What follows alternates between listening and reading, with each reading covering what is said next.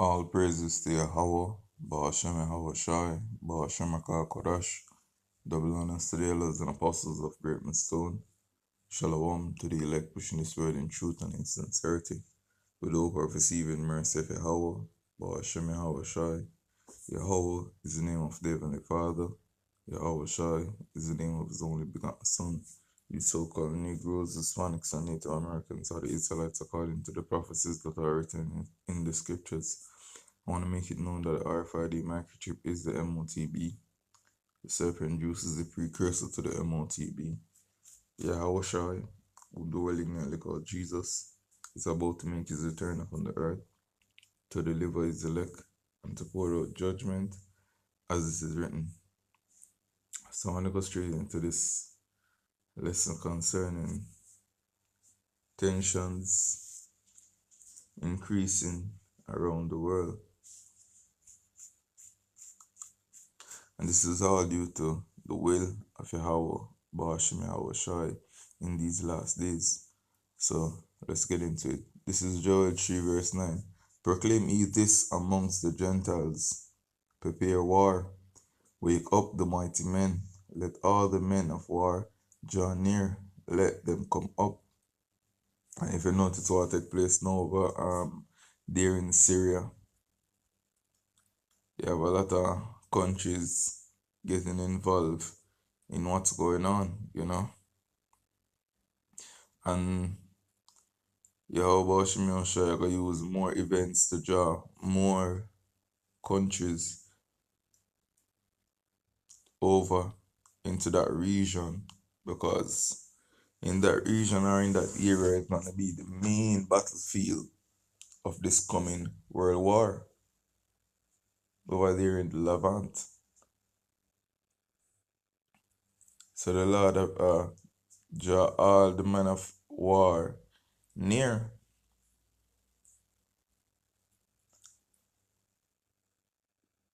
Verse 10. Beat your plowshare into swords and your pruning hook into spears. Let the weak say, I am strong.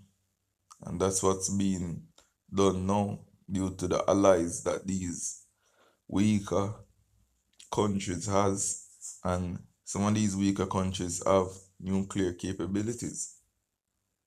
So them not take talk on evil countries at one point them usually eat to, such as America. You have countries like North Korea not take any talk anymore because they have allies such as China and Russia. Verse 11. Assemble yourself and come, all ye heathens, and gather yourself together round about. So there cast thy mighty ones to come down, O Yahweh. Let the heathen be wakened and come up to the valley of Yahweh Shaphat, for there will I sit to judge all the heathens round about. And this is what Yahweh Shemel Shai is preparing to do, yo. Verse 13. Put ye in the sickle, for the harvest is ripe. Come, get you down, for the press is full. The fat overflow, for their wickedness is great.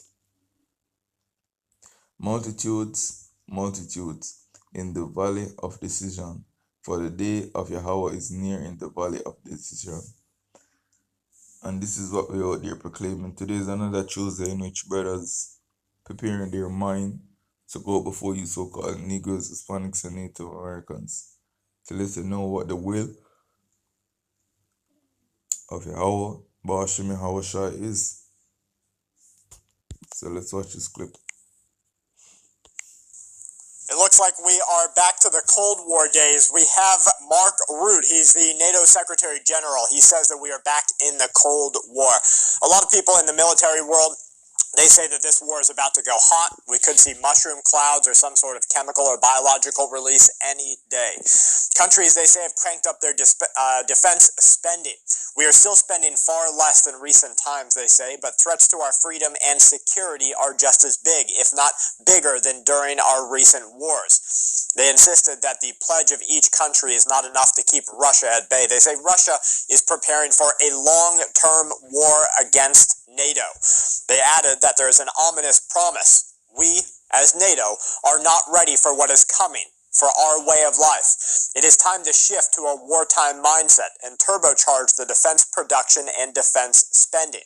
They also made a very concerning revelation that the current situation is the worst that it has been in 2 generations. They would not give specific figures that need to be met, but they said considerably every country needs to do more.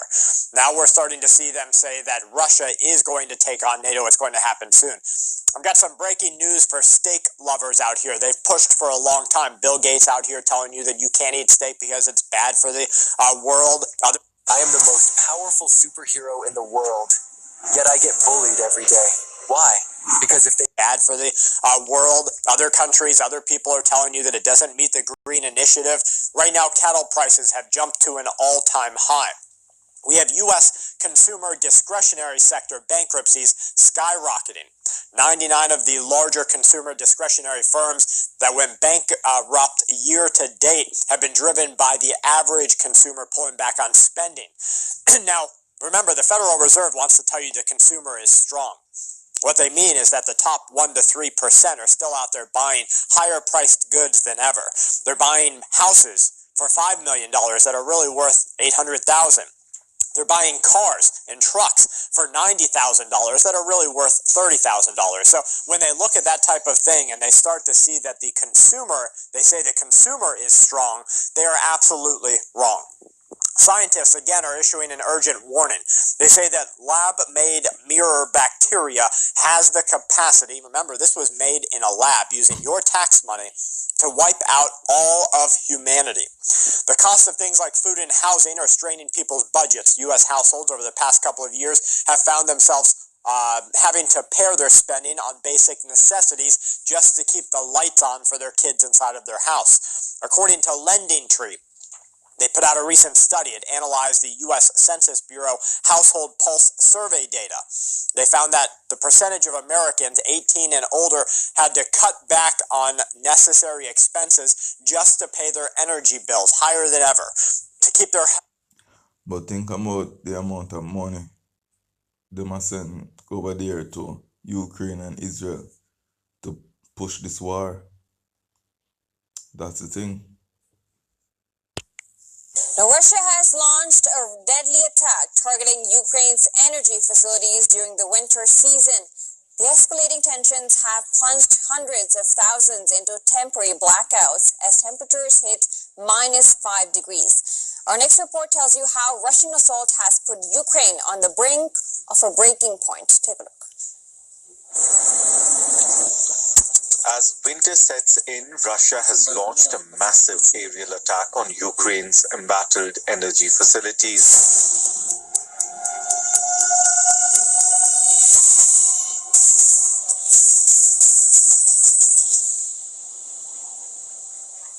Kyiv claims Russia targeted its energy sites with 94 missiles and over 200 drones.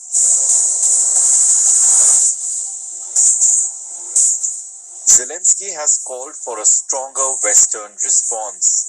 This is a deliberate, cynical Russian terror against people. Each missile was aimed at a particular energy facility, and thanks to the accuracy of our soldiers and the reliability of air defense systems, many were saved.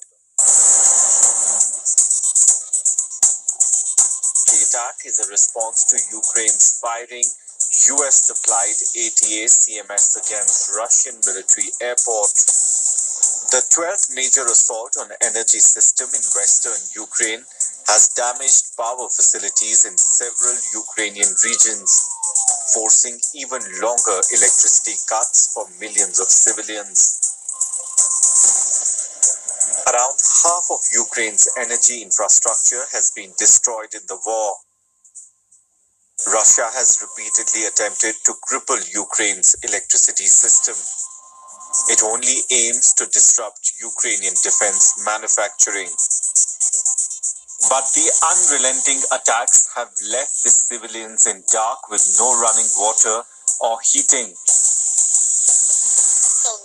Where should I go and with what money? I'm not a pensioner yet, so I'm not getting any money from the government. Humanitarian aid only. But we do not go every time to get it because it's far and scary.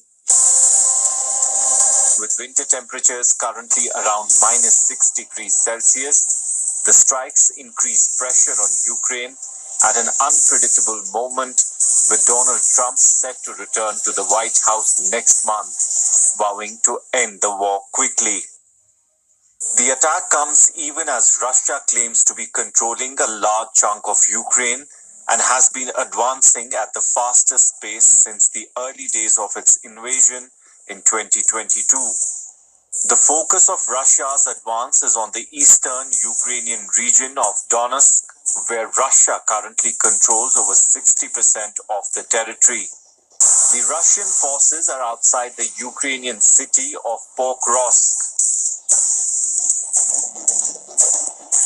A key part of the strategy is to take control of Pokrovsk. This will allow Moscow to disrupt Ukrainian supply lines along the eastern front and boost its campaign to capture the city of Chasiv Yar that sits on higher ground, offering potential control of a wider area.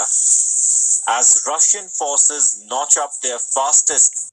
Now to Syria, where Israel hit more military sites, and top American diplomats are meeting in the region as more of the Assad regime's brutality is revealed. Chief International Correspondent James Longin has the latest. Israeli airstrikes rocking Syria this morning and every day since Assad fell. These were the former regime's military facilities, but the strikes threatened to render a future Syrian state defenseless. Israel also continued to expand settlements in the occupied Golan Heights. Prime Minister Benjamin Netanyahu saying Israel will continue to hold on to it, cause it to blossom and settle in it. This as Syria grapples with the reality of decades of tyranny. In a dusty field outside Damascus this morning, some of the worst discoveries of this revolution so far. Bags of human remains, apparently dumped here days before Assad fell. What you're looking at here are bags of human remains that have been found in this field just outside Damascus. Bags of bones, essentially. They have no clue who they belong to, but on some of these bags, we've seen Farsi written. So that's an Iranian connection. We're not far here from some of the homes that Iraqi and Iranian families lived in, allies, of course, of the Assad regime. We're also not far from Air Force intelligence, which is one of the most feared intelligence branches. So it could be that this is a fraction of the disappeared, the tens of thousands of people who've gone missing under both Assad regimes. Dumped like garbage, now retrieved with care. Abdurrahman is one of the founders of the White Helmets and has spent more than 10 years recovering the dead in Syria's civil war. Now he's recovering what Assad left behind. This is what we believe.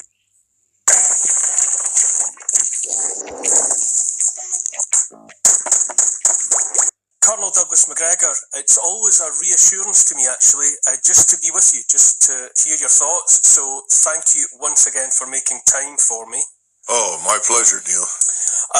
Obviously, given recent events, I have to ask you for your insights on Syria.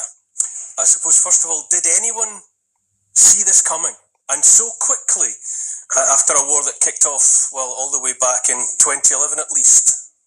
Well, I think that's right. I think we have to keep in mind that since 2011, since Obama signed the order for the overthrow of the regime in Damascus, the CIA, MI6, Mossad have all been working to promote the overthrow of the government, an overthrow and the removal of Assad.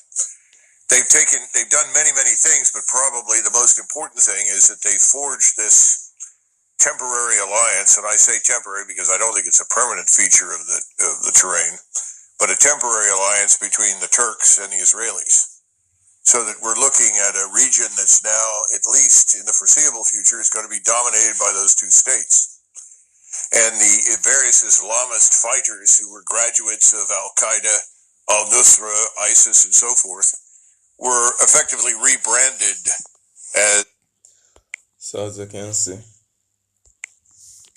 tension is being stirred up around the world,